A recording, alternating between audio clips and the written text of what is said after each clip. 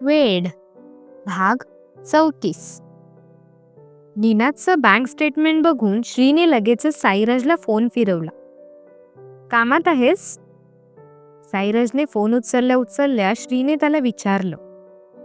तुझ्यासाठी मी नेहमीच फ्री असतो रे लेका, पण आज तुला कामधंदे नाहीत वाटतं, म्हणून या गरीबाची आठवण झाली.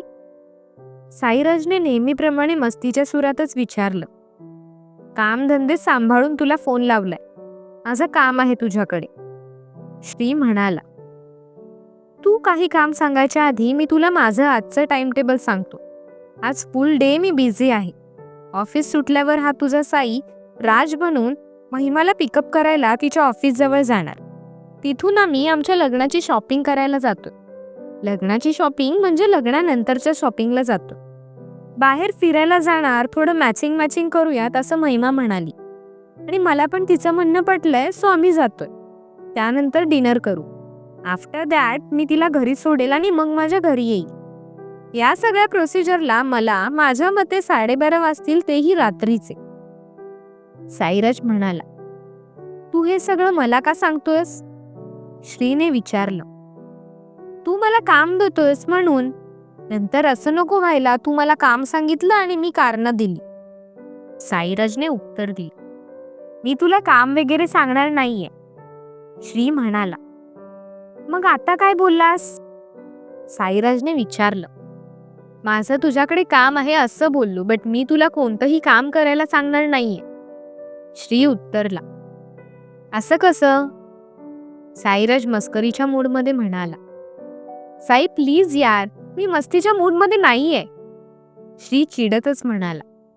मी तरी कुठे आहे? मला भरपूर काम आहेत. त्यातून वेळ काढून मी तुझ्यासोबत बोलतोय ना. साईराज म्हणाला. Very good.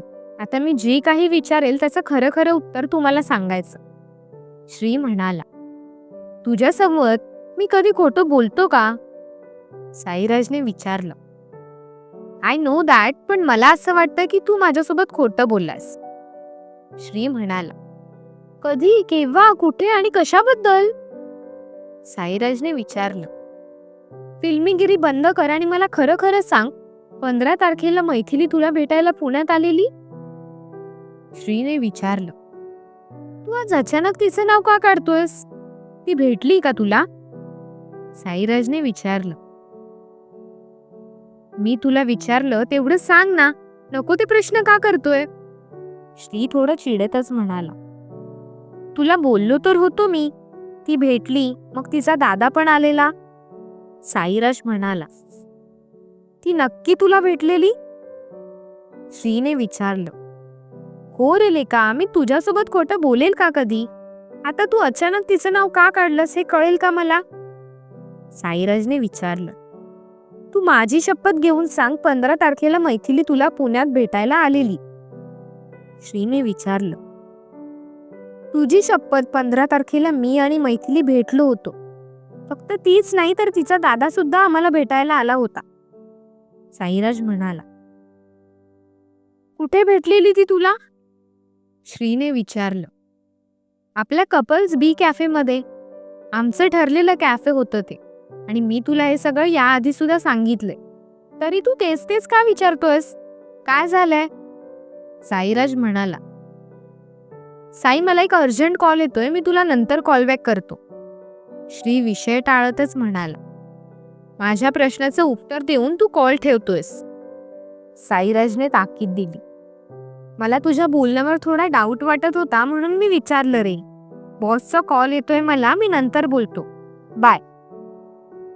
साईराजचं पुढील बोलणं न ऐकताच श्रीने फोन कट करून टाकला आणि डोक्याला हात लावून तो विचार करू लागला. साई माझी खोटी शपथ घेणार नाही, पण मैथिली सुद्धा खोटं बोलत नाही असं वाटतंय मला. साईराज सोबत बोलल्यापासून श्रीच्या डोक्यात प्रश्नमंजुषा सुरू झाली. मैथिली ट्रेनमध्ये बसली. दुपारची वेळ असल्यामुळे माणसांची वर्दळ थोडी कमी होती. खिडकी बाहेर एकटक ती बघत बसली होती.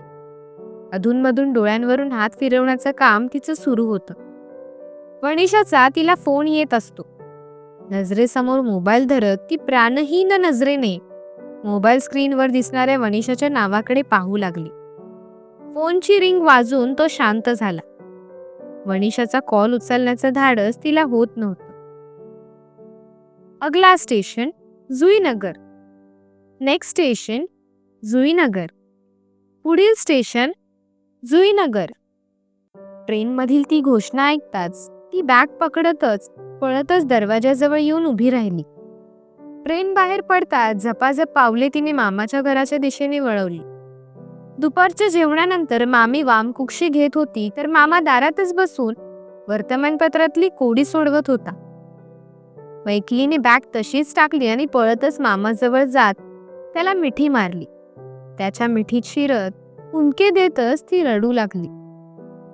मैथू, काय झालं बाळा? मामा तिला शांत करतच म्हणाला, नाही समजून घेते, मला बोलायलाच नाही दिलं, मला जगणंच नकोसं झालंय.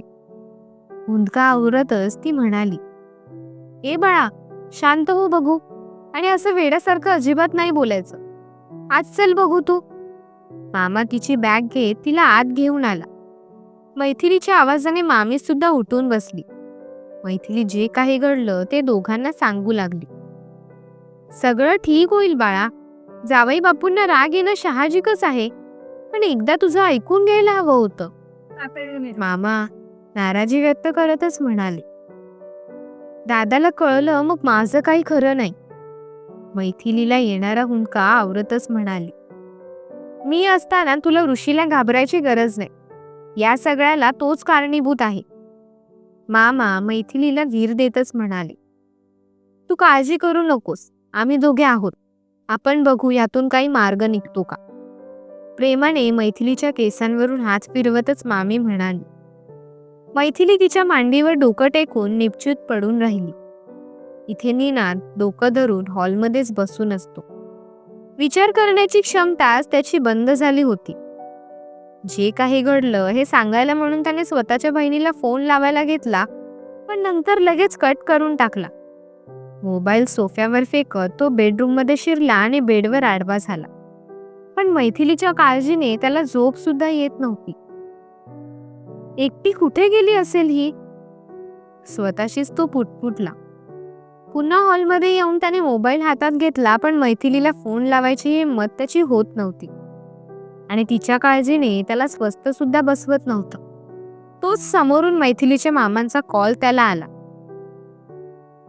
हॅलो. थोडं घाबरतच तो फोनवर बोलू लागला. जावई बापू, मैथिलीचा मामा बोलतोय मी. मामा शांतपणेच म्हणाले. बोला. निनाद म्हणाला.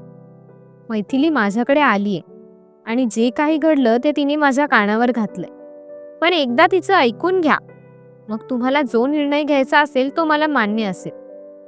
मामा निनादला समजवतच म्हणाले. सांगायची, ऐकून घ्यायची आणि समजून घ्यायची वेळ निघून गेलीये मामा. माझी मनस्थिती स्थिर नाही. जेव्हा ती स्थिर होईल तेव्हा मी तुम्हाला फोन करेल, पण सध्या मला कोणासोबत बोलावंसं नाही वाटत आहे. मैथिली तुमच्याकडे सुखरूप पोहोचली हे ऐकून बरं वाटलं, पण तिच्यासोबत बोलून मला बरं वाटेल असं वाटत नाही. मी ठेवतो फोन. काळजी घ्या. बाय. एवढं बोलून निनादने फोन कट करून टाकला.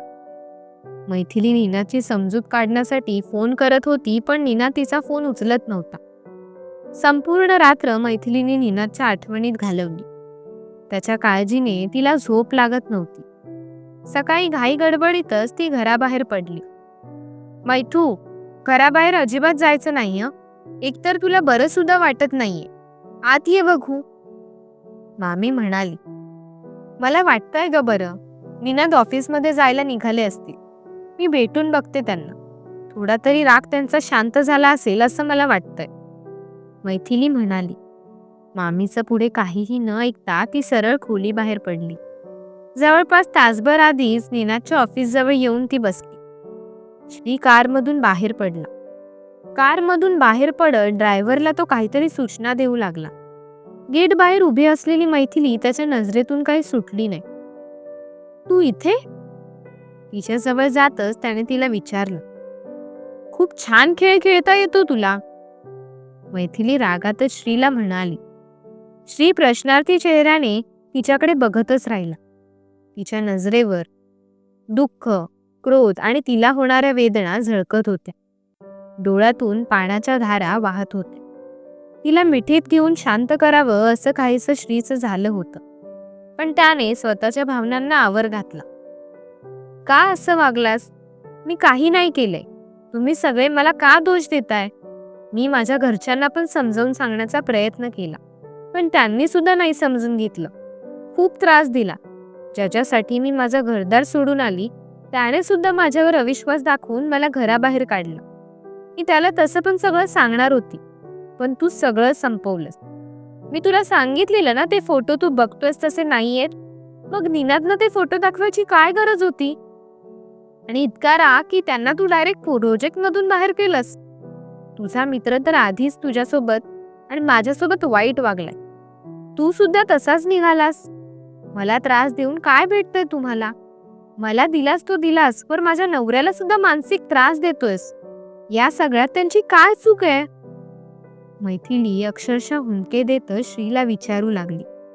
दोन्ही हाताने डोकं धरून ती काही क्षण स्तब्धपणे उभी राहिली. Maithili, are you okay?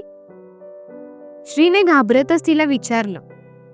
किलकिले डोळे करत ती सर्वत्र नजर फिरवू लागली आणि डोकं धरतच ती खाली कोसळण्यात तो श्रीने तिला सावरलं. मैथिली, तिला स्वतःच्या कुशीत घेत तिच्या गालावर थोपटतच त्याने तिला आवाज दिला. ड्रायव्हर, गाडी काढा लवकर. श्री ओरडतच म्हणाला. मैथिलीला उचलून घेत तो स्वतःच्या गाडीत शिरला. ती त्याच्या कुशीत अगदी शांत पडून होती. त्याने तिच्या कपाळावर हात ठेवला. कपाळ तिचं तापलं होतं. ड्रायव्हर, गाडी घरी ने. ड्रायव्हरला सूचना देतच तो म्हणाला. घरी येईपर्यंत निपचित पडून असलेल्या मैथिलीकडे तो मन भरून पाहत होता. चेहरा पार सुकून गेला होता तिचा. डोळ्यांभोवती काळी वर्तुळं आली होती. तिची झालेली अवस्था बघून त्याच्या डोळ्यातून पाणी येऊ लागलं. त्याचे अश्रू तिच्या गालावर पडू लागले. हाताचे कोपर त्याने स्वतःच्या डोळ्यांवर फिरवत शर्टाच्या बाह्याने डोळ्यातील पाणी पुसलं. मैथिलीच्या गालावर हात फिरवत त्याने तिच्या गालावर पडलेले अश्रूचे थेंब सुद्धा पुसले. गाडी त्याच्या घराबाहेर येऊन थांबली. मैथिलीला दोन्ही हातावर उचलून घेत त्याने स्वतःची रूम गाठली. डॉक्टर आधीपासूनच तिथे त्याची वाट बघत हजर होते. श्रीने मैथिलीला बेडवर झोपवले. डॉक्टर तिला तपासू लागले. काय झालंय हिला? त्याने काळजीतच विचारलं. 109 डिग्री ताप आहे. मी सध्या तरी इंजेक्शन देतोय आणि काही औषधं लिहून देतो, ती वेळेवर द्या. जर बरं नाहीच वाटलं मग हॉस्पिटलमध्ये घेऊन या. त्याची गरज नाही लागणार, पण तरीही, डॉक्टर म्हणाले. ही शुद्धीवर कधी येईल? श्रीने विचारलं. 1-2 तासात येऊन जाईल. घाबरण्यासारखं काहीच नाही, डॉक्टर म्हणाले. Okay, thanks. तो डॉक्टरांना म्हणाला आणि त्यांना बाहेर येईपर्यंत सोडून परत आला. मैथिली शुद्धीवर येईपर्यंत तिच्याजवळच तो बसून राहिला. निनाद, कन्हतच ती निनादला आवाज देऊ लागली. Maithili, are you okay? श्रीने विचारलं. श्रीचा आवाज ऐकताच ती उठून बसली. तिच्या अंगात अजिबात रान नव्हतं.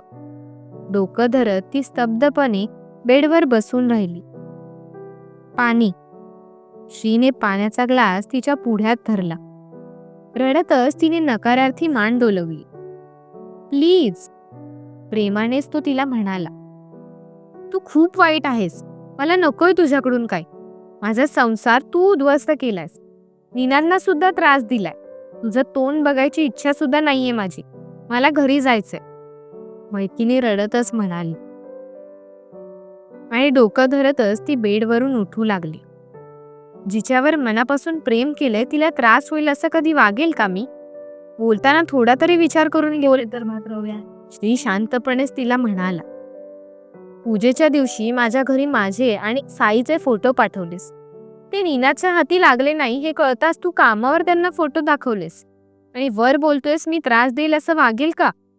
ते कमी म्हणून माझ्या नवऱ्याला प्रोजेक्ट बाहेर केलंस. त्यांना मानसिक त्रास देतोयस, तरी तुला असं वाटतं की तू काहीच त्रास देत नाहीयेस? असं वागताना त्यांनी त्या प्रोजेक्ट मागे केलेली मेहनत तुला दिसली नाही का? मैथिली म्हणाली, तू जे बोलतेस त्यातलं मी काहीच केलेलं नाहीये आणि निनादला प्रोजेक्ट बाहेर करण्यामागे खूप मोठं कारण आहे. श्री शांतपणेच म्हणाला. काय कारण आहे? मैथिलीने त्याला विचारलं. काय कारण असेल पुढे? कळेलच पुढील भागात. धन्यवाद.